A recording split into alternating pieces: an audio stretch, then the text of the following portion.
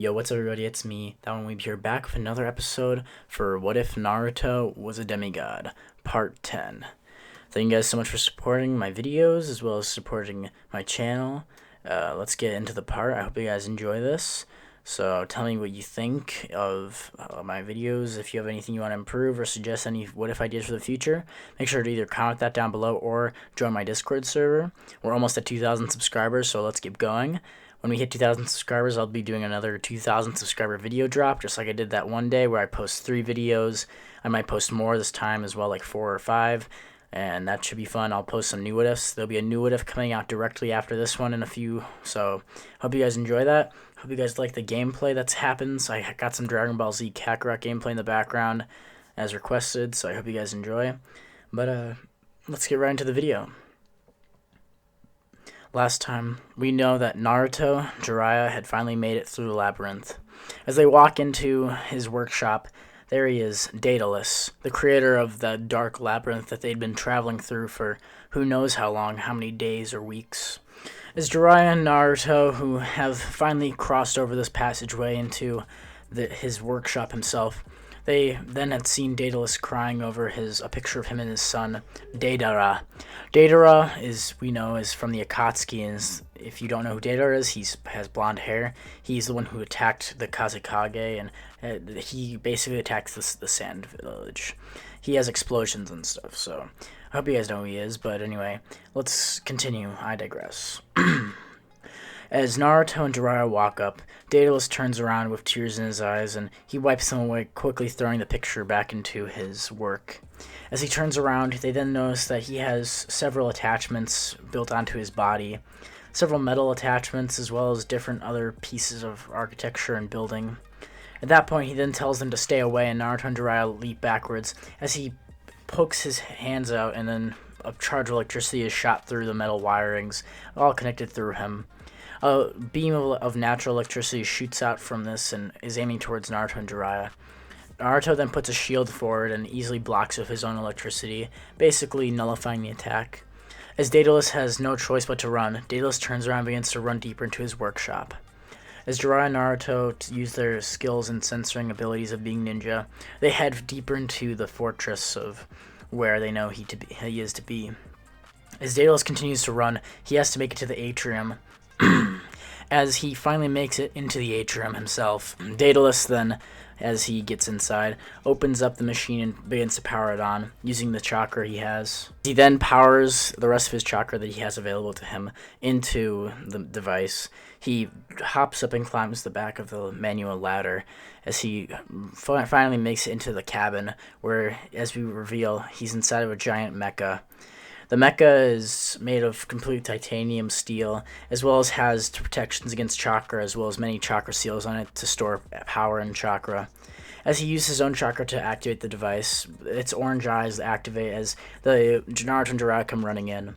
They see this tall, muscular man of metal, and Naruto and Jiraiya get into position. Daedalus screams into the microphone that he's going to take his son back using this device after he defeats them.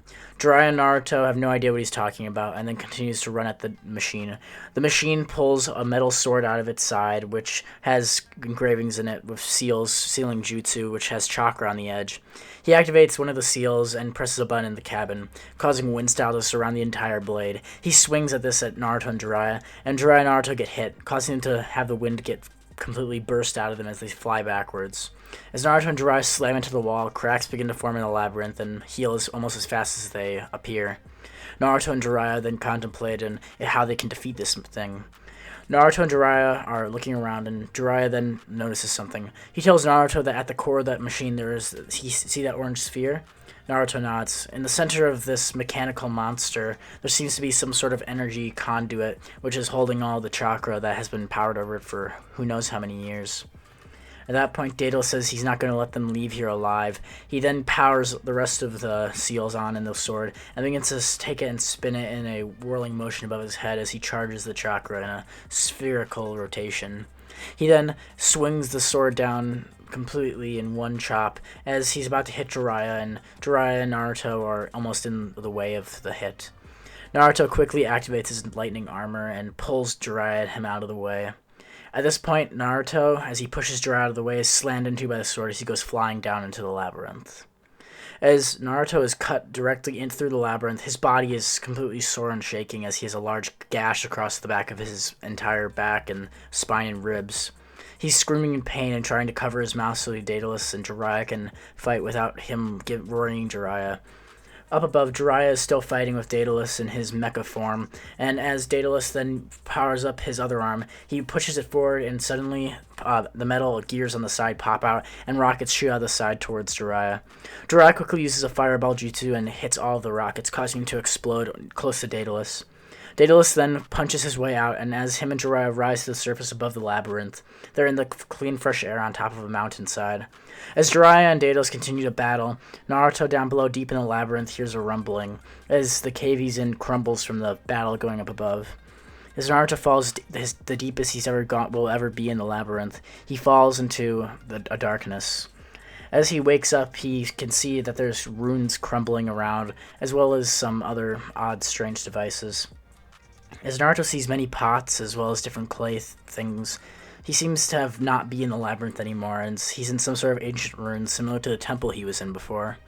As he walks around, he sees 2 jars, as he reads the same ancient script that he had looked at before. Thee who shall open thy jar, Pandora's box, thou shalt be filled in the devil's revenge. Choose wisely. Naruto looks at the 2 and smiles, thinking that why would he only open one? He walks in between both of the pots, which seem to be known as a Pandora's box, and releases both of them. Unknown to him, as one thing only comes out that he can see. A blue energy falls out of the one on his right hand, his dominant hand. And as he picks it up out of there, he can see that there's some sort of energy similar to his god chakra. At that point, as he holds the strange orb, it then, as he has his eagle eye activated from his lightning armor, shoots towards Naruto's skull, and Naruto is too shocked and also unexpecting to have anything occur. At this point, Naruto then achieves the second stage of the eagle eye, the Raijin-gun. The Raijin-gun is the second form of the eagle eye, known as the Thunder God Eye. And now that he's activated it, he can see it looks very similar to the eagle eye. However, it has lightning bolt etchings going around it like the Rinnegan. At that point, Naruto's visionary status just boosted up even higher, and he feels a stronger boost. His lightning armor plus his eagle eye now give him around a 4 times base boost at his strength. Naruto crunches his fists together and laughs as he jumps up and down, feeling his back healing from his chakra boost. Naruto quickly deactivates his new ability, the Raijin-gun, as well as his other eagle eye, since for the time being he only seems to have possessed one ability. He tries turning the Raijin-gun on and deactivating it and lowering it to the eagle eye. It seems to work, and the sphere he was holding is gone. Unknown to him, this essence of chakra had been sealed there by Zeus a long time ago, back when he was fighting during the Third Great Ninja War. At that point, Minato, aka Zeus, up above in the heavenly realms, feels one of his eyes, his actual god eyes, has been reawakened and set back to his son. He smiles and knows that Naruto has just gained a tremendous amount of boost in power, thinking that this new threat that he's fighting will be able to be defeated. Unknown to him, the other Pandora's box he had opened, had been left long ago. He turns to see what's in the other one and sees nothing but an empty jar, thinking that opening both must have only activated one of the effects. As this dark energy falls out of the box and rolls out of Naruto's view before he can gain the Raijin-gun, it flies out from the labyrinth, zooming past Jiraiya and Daedalus. Daedalus senses this and looks toward it, trying to swipe off his sword so it can't escape, knowing what its true power is. Just as his sword misses, Jiraiya tells him that his fight was with him. This dark energy begins to fly at faster and faster speeds across the planet. As it begins to shoot into the actual domain itself, Sasuke Uchiha is training with Orochimaru, fighting sword to sword and teeth to teeth with jutsu. His Mangekyo Sharingan has been marvelously honed in the past few weeks since his new training regimen has begun.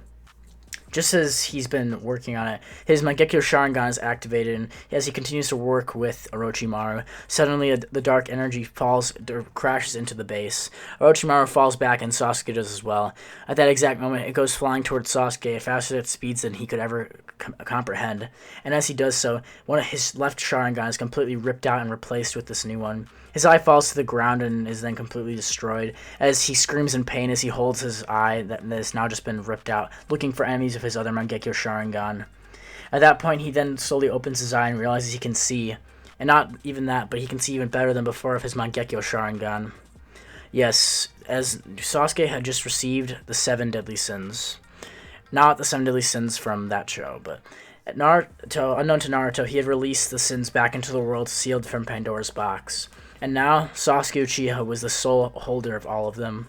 Sasuke feels a traumatic increase in power and strength as he lowers his eye, and it's revealed that he possesses now his normal Mangekyo Sharingan and the eternal Mangekyo Sharingan.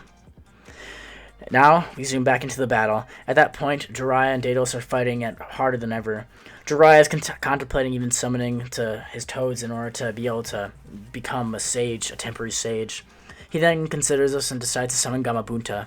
Gamabunta appears and begins to fight the giant Mecha, who seems to be around the same size as he is.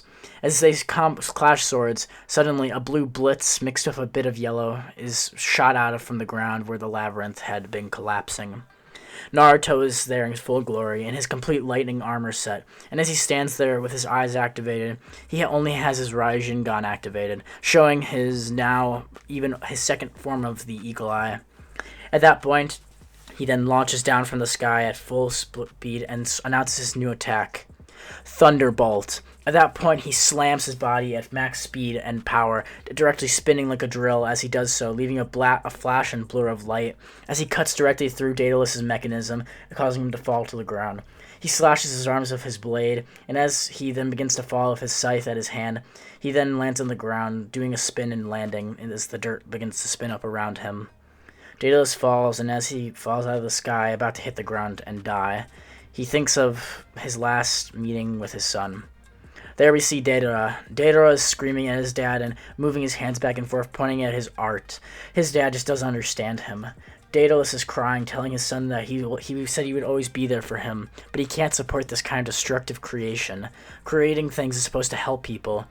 At that point, Deidara laughs, and then, as he takes a knife holding on the side, he cuts across the headband of the original village that they come from. Daedalus tells him and screams that that's how disrespectful it is, and he begins to cry as Deidara runs out of his house and runs away as he leaves the village. Daedalus had come from a proud bloodline of artists, creators, and people in general who had always been in craftsman work.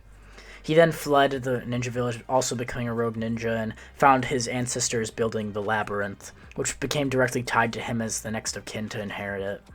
At that point, as he dies, the Labyrinth switches ownership again to a young man in the Akatsuki, known as Deidara.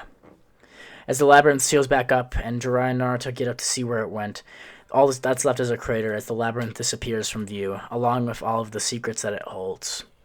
If you guys want to see part 11 for What If Naruto was a Demigod, as well as to learn more about what I'm doing with Sasuke and Naruto's story, and Hagoromo and Indra and Ashura, as well as finish the skip and get into more stories now that the Labyrinth arc is officially over for now. We'll be getting into a new arc, not tomorrow, but the day after tomorrow when I have the script all done. I think you guys will enjoy it. It's going to involve some more gods, as well as some other lore, some monsters, maybe from some mythology. So I hope you guys enjoy this, and make sure to go check out my gaming channel, That One Game. I'll be posting GTA 5 videos there, as well as just me doing other stuff. Let me know what kind of games you want on the first video there that I posted. It doesn't have my voice in it right now, as I just haven't, that was like a test video that I was trying to stream. If you guys have anything else that you want to tell me or talk to me, feel free to join my Discord server. I'll see you guys later, and bye.